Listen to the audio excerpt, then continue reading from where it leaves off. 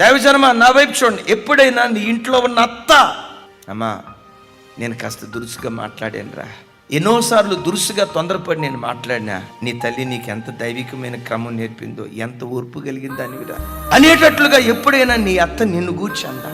ఎప్పుడైనా నీ కోడలు నీ దగ్గరకు వచ్చి, అత్తయ్య నాకు తల్లి వయసు నేను కొన్నిసార్లు దురుసుగా మాట్లాడినా, తొందరపడి మాట్లాడినా, నువ్వు మాత్రం ఆ తల్లి ప్రేమను చూపించావట, నాకంటే నువ్వు సహనం కలిగిన దానివని ఎప్పుడైనా ఓ తల్లి అత్త నీ కోడలు నిన్ను గూర్చి ఆ సాక్ష్యం మాట్లాడితే అంతకు మించిన ధాన్యకరమైన బ్రతుకే ఉందండి క్రైస్తవులు.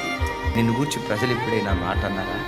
యేసయ్య ఎంత ఓర్పువంతుడు, మందిరానికి వచ్చే ఈ తల్లి కూడా అంతే ఓర్పువంతుడు.